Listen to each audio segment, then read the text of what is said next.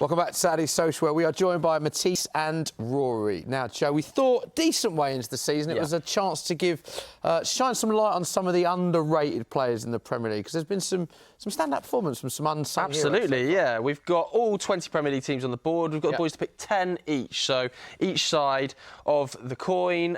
Should we start with Arsenal? Yeah. Rory, who do you think has been Arsenal's most underrated player so far this season?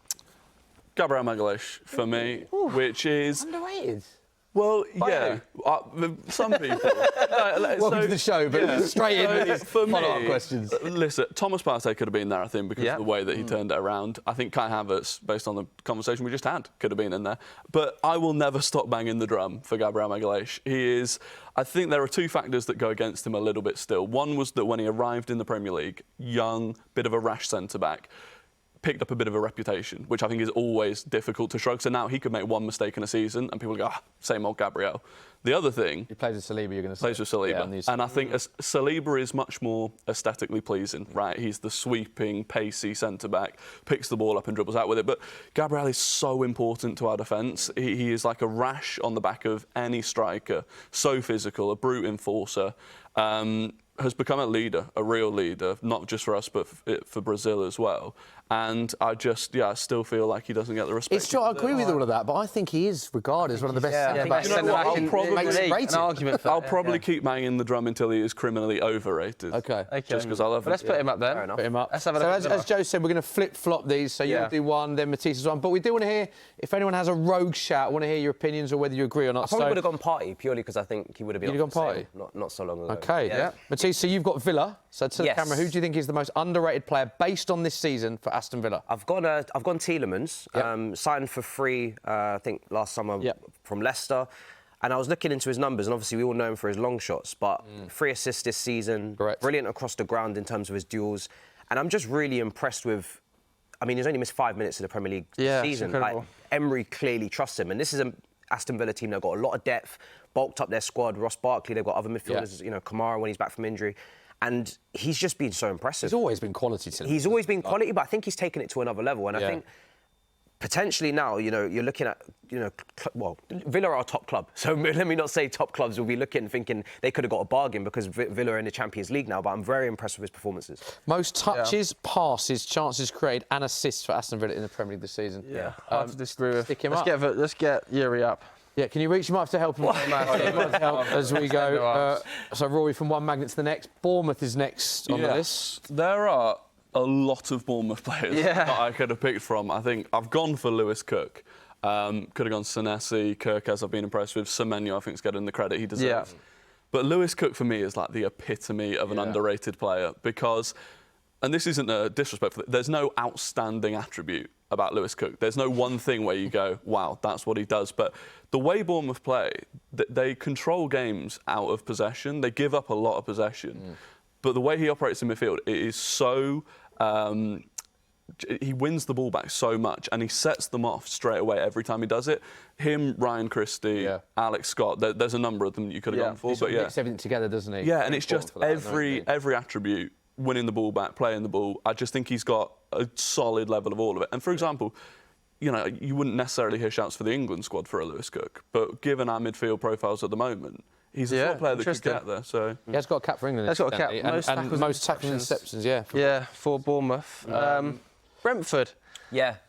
This one... Rogue. This one's rogue for sure, because obviously Is he underrated, Johan Wester? I think he is, because everyone speaks about Mbeumo. And I remember last time I was on, I was saying I don't think Mbeumo is the most important player because they have a player like Wissa, who I think they can rely on. And I think at some point Mbeumo probably will go to a top club with his performances. But he's got, I think, a goal every 96 minutes. Yeah, do you know what? It's amazing that's every 95 minutes, I think, a goal in the Premier League this season. Only Duran and Haaland have got a better ratio. I don't think this is a bad shout, you know, Wissa. I think he is an underrated player. He had an injury this season as well. I think with an ankle injury, missed a couple of games. I think Wissa and Mbeumo are both underrated. Considering the numbers they put up, and the players around them statistically. In the wider league. In the wider league. I mean, we've just mentioned he's around the likes of Duran and Haaland for goals to game, and Buemo's around, top 3-4 in terms of goals, but they're never spoken about in that wider category. So I don't think that's a bad Doesn't take penalties as well. Underrated. Absolutely works his arse off. His duels are, his duel percentages are fantastic as well. We know you've got to work hard for Thomas Frank, so I think he's very underrated. I think he'll be very good for them. Let's get your Leicester up. Brighton. Danny Welbeck. I agree. I love this guy. Having his best ever season, maybe? Exactly. 6 goals, 2 assists. 6 goals. I think he's got 5 goal contributions in his last 6 starts. He's 34 in a couple of weeks' time. 15 Premier League seasons he scored in. Yeah, off the back of, he's had a fairly unfortunate injury record throughout that. To be approaching 34, and he's done it against the odds almost with, you've got Evan Ferguson coming up, touted at 100 million. He's fought off that competition. They bring in João Pedro, who maybe would have replaced him, but actually now it's like, OK, well, he's going to have to play with Danny Welbeck. Yeah. He's such an important player for them. I think he's a real kind of inspiration almost to strikers maybe hitting their 30s, that you can keep going, and I just love him. I saw reports midweek that Man United were trying to bring him back in the summer through the club. Do you have that? Really? Well, you look at it now. Starting up front for United, wouldn't he? So I don't think it's a bad shout. Any other shouts, Matisse? Because Brighton, I feel like there's quite a few underrated players. Yeah. They get their recruitment so they right, do get don't it they? spot on, and they play some beautiful football. One thing I always say with Brighton, no matter where they go, what stadium, obviously got City this weekend, they'll play the same way. And that's a tough game for City. That, do you know what? It's some interesting games in the title race. Yeah, that is a tough. Matisse, you're up. Chelsea with your what are we talking hang on about here? In a previous part, which people can see, you were talking about Caicedo was the most informed player in the Premier League. So one part of you thinks he's the best player, the other part of you thinks he's underrated. How can he be underrated? Who's underrated with Caicedo Sometimes now? the very best are underrated because they're not spoken about enough. I still don't believe he's getting the level of praise, and maybe it's because of our position, right? I think if we were top of the league, people would be waxing lyrical about his performances this season. Honestly, do you think he's underrated, son, for 115 million? Okay, so the price tag, but everybody costs a lot at our club, you know what I mean? But the price tag, I think, again, puts him in a position where people don't give him the credit because of the price tag. But if you watch his performances, he's been immense this season. I think he's been, with Gravenberch, best midfielder in the league. His goal against United, incredible quality.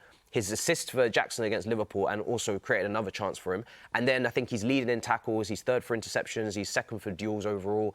He's setting the tempo, he's dictating, he's looking after Lavio back from injuries, looking after Enzo when he's not necessarily defending in the way he should. Yeah. He's just been incredible. So much responsibility and still very young. I think he's been immense. Do you think, Raw, can he be underrated? Can I say that? It is difficult with the price tag. The one thing I'd put him a bit in the category that I talked about Nicholas Jackson, whereby it's taken a while for people to change their opinion. I think end of last season he was performing really well and maybe wasn't getting the credit. This season I do think he's probably getting the credit he deserves. All right, let's get him up. Okay, stick him up. Okay, Palace. This is a difficult one because they've started the season slowly.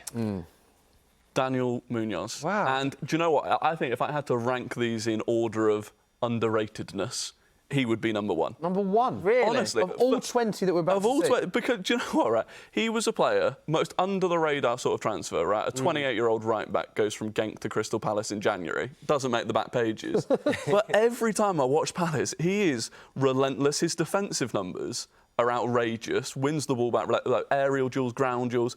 Unbelievable defensively. And then you just see him constantly in the opposition box as well. I think he was a massive factor last season in the freedom that Elise had, and he gave Elise the ability to perform the way that he did. And I've seen it again this season, and I just think, he's just one of those players that no one talks about. He's got the most assists and the second most chances created under Glasner. That's what I'm saying. Since he arrived. But then you look at his defensive stats and they're really impressive. And started every game since joining the club in And January. it's in a different system as well. He's moving like a free wing-back sort of role. OK, let's get him up. It's a good argument there, Raw. OK, Everton. Underrated. It's a good shout, this, Matisse. I think this is a good shout. I think reveal it to the camera. You've got that time. yeah. Dwight McNeil. I can't believe he's only 24. Yeah. I feel like he's that is insane. I think he's been. I feel like he's been playing in the Premier League for like 10 years. Did you see him in the under-21s, England stuff? He's been around for a while. Obviously at Burnley, Sean Dyche was there from such a young age. And he is honestly the shining light in that Everton attack. I think he's leading for goals and assists as well. 3 goals, 3 assists. Unbelievable stat as well. He's been directly involved in 29% of Everton's Premier League goals since joining the club. I mean, which, when you bear that in mind, he's not an out-and-out striker. 2 years ago as well. And I think he's hampered because he doesn't get as many assists as he would if he had a prolific striker. We know Beto struggled, Calvert-Lewin as well. And I honestly think he's in for a move to a team in the higher part of the table. I really do. I think he's got a wonder of a left foot. His goal against Crystal Palace, I think his first one out of the 2 this season. Yeah. Unbelievable. Strikes the ball amazingly. Beautiful. Beautiful. Remember the goal he scored when he bent it top bin? Yeah. Only Cole Palmer and Saka have created more chances in the Premier League this season. I think personally that's a very good shout. Yeah, Would you agree? I think, again, if you took him into a different team, I think you'd see a real... Yeah. All right, let's get Dwight up. Stick him up. Fulham. Right, McNeil. A few good options at Fulham as well, I think. Yeah, there were a lot of good options. Had a great season, aren't they? They are. I've gone for Raul Jimenez, and I think the reason I've gone for him is because his stocks fell to an all-time low. I think, he had that horrific injury, was out for a long time, struggled to come back from it at Wolves, moved to Fulham. End of last season, kind of got replaced by Rodrigo Muniz, and what's really impressed me is the way he's actually fought back this season. Wasn't starting at the start of the season. Muniz maybe didn't hit the level that he did last season. And he's come back in, and he's a huge part of their attack now. He's obviously popping up with goals. That assist against Man City, absolutely outrageous. Yeah. But he's just the backboard that allows Adama Traore, Iwobi, Smith Rowe, Pereira, all to play off him. I think he's such a central point of that attack. I think it's really good that you've mentioned Jimenez as well, actually, because people forget how good he was before that horrific injury. I mean, he was linked with Man United. There were so many top clubs in and around with him. The relationship Jimenez and Jota had for Wolves in that incredible Wolves team that obviously has been picked apart now with various transfers. But he was so good, and that horrific was so bad, people didn't even know if he'd return to playing football. I think it's really good that we do give him props because he's having a great season. It's great to see. And at his age as well, Yeah, exactly. Pick him up. Let's get him up. Right, Ipswich. Indeed. Yeah. This one. Leif David. I like this shout. This is one of my favourite picks because I feel like, obviously we spoke about Liam Delap before. I think he was close to making the England squad. I know he just missed out. We don't have many great left-backs. I think Chilwell's struggling. Interesting position that for England, isn't it? Yeah, it is. And Lewis Hall's having a great time. I don't know if we'll bring him up later, but he's got a couple of assists this season. And when I catch little glimpses of Ipswich games, he does look to be a very, very good player in terms of his chance creation. So I'm very tidy player. Finished last week. Yeah. He is a very tidy player. Technically, just looks really good. Really good. Yeah, OK, let's get him up for Ipswich and we'll go on to Leicester City because the goalkeeper, again, he was on fire last season, he's on fire again this season. You like this shot, Joe, didn't you? Yeah. Yeah, I think I struggled a little bit with Leicester. I'll be honest, I've not watched a huge amount of them this season, but I mean, I watched him in the flesh at the Emirates, and honestly, one of the most, other than De Gea a few years back, the most outrageous performance I've ever goalkeeping for. It was just the second half, especially. Honestly, I was sat behind it. I've never seen anything like outrageous. And then he backed it up with a performance against Bournemouth, I think, one of their only wins, with a similar ridiculous performance. I think last season he had the highest XG prevented in the whole of the Championship, and this season the Prem the highest XG prevented. Second best in the Premier League this season. It's unbelievable. Yeah. I think Buonanotte would have been also but I don't know whether people start to rate him now. I think that was it. I thought he's beginning to get a bit rated. It's the whole Moussa Dembele thing, isn't it? When Moussa Dembele was widely regarded as the most underrated player until Poch said he's like Messi in training. It's like, now everyone rates him loads. It's like, where do you get mad? It's quite hard to categorise rated under. I think that's a very good shout. We'll move on to Liverpool. And you've got road shout. This is a road shout. This was a tough club because I think everybody kind of knows this is a tough club about Liverpool now, like Jota, Diaz, but my friend Grizz was telling me about Kelleher, and we've had him in the cup final, when he was in Klopp's B team and he was kind of playing those cup games. But now he's obviously coming for Alisson. And they don't skip a beat with this guy. Like he could start for a lot of Premier League clubs, and he's been telling me that so often. He could walk into 15 of the 20 Premier League clubs, but seeing him over the last couple of the months, he's really, really a lot of solid minutes player as well. Yes, he's a really now good player. consistently picking up injuries, isn't he? Yeah. Is he the best number two? Like, how good of a number two is best in the Prem, best in the world? Where do you put him as a number two? I'm not sure about the world, but when I was going through the number twos in the Prem, I can't look at a better one. He's very, very, very good goalkeeper. Okay. I feel Jota's underrated for Liverpool. I think Curtis Diaz as well, maybe. Yeah, I would have said Curtis Jones. From one tough club to, I mean, you've had a really tough task here. This is impossible. Man City, it's a tough one, isn't it? Yeah, I've gone Josko Gvardiol. It's very difficult.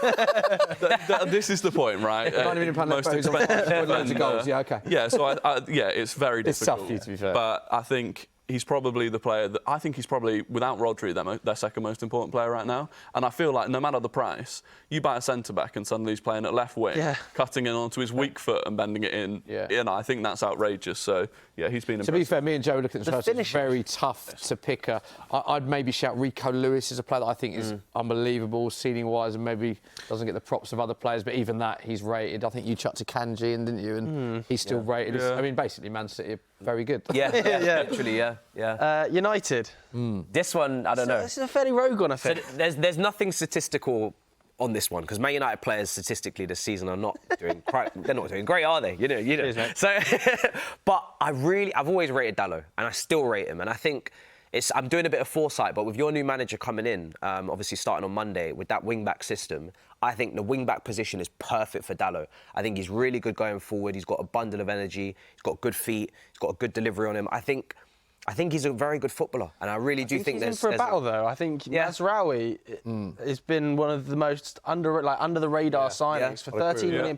Doesn't put many feet wrong. It's Chelsea. Thought he was one of the best players on the pitch. Actually, he's very good against Mazraoui, and maybe they could both play in a similar sort of role. Which is I feel like Diogo Dalot has struggled a little bit this season. Yeah, he has. I'd agree with that, and I think a lot is made of the price tag United have spent on certain individuals. It's gone under the radar that they've actually done an unbelievable bit of business with Mazraoui, considering the price tag he's paid. I think he's going to be an important player. I think another potentially good shout for United is Ahmad. Who had a really, really good performance midweek and just underrated. Doesn't get the game time. Underrated by Ten Hag. Never got a chance under Ten Hag, did he? Yeah. So hopefully he gets a chance under. But we've only got that magnet printed, so we'll stick it up. Fair enough. Next up, Newcastle. Yeah, I've gone Lewis Hall. Impressed me in the game against Arsenal, brilliant in that game. Outside of that, I think, went on loan, I think, with an option or obligation. Struggled to get any minutes for most of last season. Came in towards the end, was quite impressive. But this season, he offers so much more offensively than whether it was Dan Burn playing there or whoever else. So I've been really impressed with him. And the fact that, I think he's only just turned 20, he's still a really young guy. And the way that Newcastle defend, I think is quite... I think he stands a chance of getting anything. I was just about to ask that, actually. Just been named in the England squad for the first time. Looking at that position, do you think he's a player that could actually get a lot of minutes for England? Yeah, I think he starts for England at the World Cup. Honestly, I think he's that good. At Chelsea... Another Cobham player I didn't want him to go. He was playing against Big Six clubs in the Cup games. A lot of Chelsea fans thought that brilliant. At 17 years old, brilliant deliveries, playing wing-back, technically really good. Playing midfield as well, He's a quality player. Okay, Forest. Next up, Nottingham Forest. Now, what is this, mate? It's easy. What is this? By the way, there's so many underrated Forest players. Just to confirm. I know. I was looking at the player that so striker in the league. So player of the month. So he's so rated. I think I might have picked this before that was announced. Really? So they stitched me up there. Honestly, you could pick the whole Forest team. He's got 8 and 10. You could go centre backs, but the reason why it's not just based on this season. I know it's about this season, but I wanted to just kind of speak about his whole Premier League career because I could only really find one season at Newcastle where he was a regular starter where he didn't get double digits. At Burnley, double digits. Nottingham Forest last season, this season, double digits. He's going to be double digits this season. I think he's going to go down as a Barclays man, as they did in the international break, that trend. Streets don't forget. He's an old-fashioned striker, but he's kind of just knit everything together in that attack, and 8 goals already this season. There's not loads of strikers that have scored 10+ goals in 5 or more seasons. Only Haaland's got more goals than him currently, I think. And he'd never be linked with a top club. So I think he is underrated. Where does he rank for you in terms of the best Premier League strikers right now, Chris Wood? It's such a difficult one. Maybe this is where he's underrated because you just in your head you think Chris Wood, but he's probably top 5. I mean, there's a bit of a lack of proper strikers in the Premier League at the moment. So, I think what he offers is big. Milenkovic, I think, would have been my there's quite a few shouts for There's a lot. Elliot Anderson. The whole team's underrated. They're third. Good point. Really good point. Nuno. Yeah, Nuno. Yeah, also Nuno, incidentally, Premier League Manager of the Month, Wood, Player of the Month. So both awards going to Nottingham Forest, who are fine. Next up, Southampton. Tough, this. It's tough. It is tough. I'll be honest, this is complete aesthetic bias. I watched him play against Arsenal, thought he was very good. The low socks, the way that he carries the ball. You know that commentary from Jamie Carragher when he was talking about Emil Smith-Rowe? This gives me the same. Sorry, my alarm's going off. What sort of time You've got to be somewhere. No, this is normally when I wake up. No. Double bubble. Exactly. But no, yeah, Tyler, the way he carries the ball, I think he's got such a high ceiling. If he can, it's always difficult with teenagers, right? When I think he's 18, but yeah, high ceiling, carries the ball really well. Such a good player. Yeah. How good a player are we talking about here? Because is this a player that Joe and I talk about quite a bit? Yeah. We've mentioned on the Big show. Big move inbound. Yeah, I just think. I hope he doesn't get that big move too quick. This is where it depends on Southampton staying up. Because I think minutes for him is crucial now. He's got a taste of it. I wouldn't want him to go in big club and then be on the bench. We just spoke about Diallo not getting the game time. So, but yeah, he looks like a real good player. OK, next up. Here we go. Tottenham, now, I'm sorry. Again, I'm Matisse, I'm close to walking out. I always have to wind you up a little Pedro Porro, I take my bias aside. One of the best right backs. Yeah, exactly. He's widely regarded as one of the best right backs in the league. He never gets mentioned. Underrated. I don't think he gets mentioned enough. Can I just say, sorry, as a Tottenham fan, there is a name that is crying out for this list as an underrated player. Pat Matsar is so I had him in my head. But then I just went with Porro.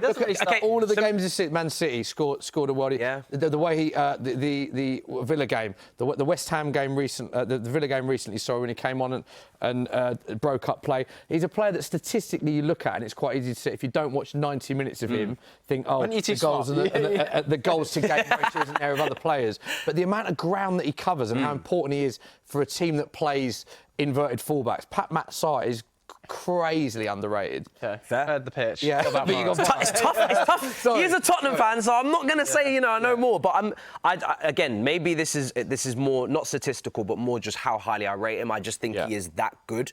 And when we talk about best right backs, obviously because of Tottenham's high line and Ange and the tactics and the system, I think sometimes he doesn't get into those conversations, but. You can see a player that's come through the City system a little bit and at least been part of it. And I think he's, honestly, going forward, he's ridiculous. Like, his shooting technique, his crossing, I think he'd be putting up Trent statistics, honestly, almost, if he was in a better team. Right. I think he's quality. OK, didn't like the end of that. You don't like that, no? The right back chat is interesting. There's obviously some great right backs in the league. Where does Porro rate for you? He's probably top 10, I would 10? say. Top 10. See? Somewhere. You did to prove my point. No. Yeah, maybe. Going forward, he's very good. I think defensively he can be caught lacking quite a lot. A wing back for United, I think. Right wing back at United. Yeah. Got another one. Mate, he was good under Amorim. Let's move on. 7 assists last season. Now, this is... I'm sorry. Again. I do not understand this shout. How is this player at West Ham underrated? Because he's West Ham's best player. Jared Bowen. Yeah, now, hear me out. I was a bit shocked when I seen this. Hear me out, right? First of all, West Ham have a really good group of players who are all not doing particularly well. So it was difficult to come up with someone that is currently underrated within their squad. Now, the route I've gone down is I think Jared Bowen is underrated by top clubs. So I think he probably should be at a top club. I think that defensively he offers so much. He's an all-round winger. Maybe it's aesthetic. He doesn't look as fancy as some other right wingers. I also feel like every time West Ham start performing badly, he drops out of the England squad, as an example. So I feel like he consistently performs, but it's like his form is attached to West Ham. So if you've got other ideas, you know what this show is all about? Even when you have a bad pick, if you can articulate yourself, yeah, and you articulate that very well. Thank you very much. So, I think Kilman is a potential I think Max Kilman is a great He's a really good defender. Let's go to Wolves then for our final choice, the most underrated player for Wolves. Went with Nuri. Raynet Nuri, yeah. Again, I just think his attacking output this season has been, again, ridiculous. And maybe more of a wing-back, again, United. I'm just giving heavily so many linked to ideas. United, actually, the last week since... Really good going forward. Getting goals as well as the assists, which for a wing-back has given me Marcus Alonso vibes almost when we had him at Chelsea. And I think, again... a top club's got to be coming in for him soon. When you look at Andrew Wolves Robertson... fans will hate that, by the way, because so many of their players on recently. Pedro Neto, I'm sorry about that, Kilman. But I'm looking at Liverpool, Andrew Robertson, maybe taking a bit of a dip. I'm looking at Man United, don't really have left-footed left backs. Heavily with Man City in the summer. Man City, they don't really have a left-back. They play a centre-back out there. I think there's a big move coming for him at the moment. I think he's underrated. OK, let's stick him up. And I'll just ask you, because you only had 10 each, any that you think are outlandish shouts that the other person made, any that you would change, Rory Matisse? Yeah, Gabriel. I criticise my own takes. Go on. Dallo. Was that because of Joe's reaction when he put it up? Yeah, Joe went red. Sorry, And I like Dallo a lot, to be fair. I do as well. Diallo, sorry. And you also was very, very angry with that one. I love Pedro. I think it's, again, you articulated it. Smithy went south. Yeah, I did. Rory, any of yours that you change? Yeah, Darlow. I would change Darlow. And maybe, Curtis Jones. I would have just liked to praise Curtis. Well, let us know what you think at home. There is confirmation of our guests' most underrated players for every Premier League team. Enjoyed it.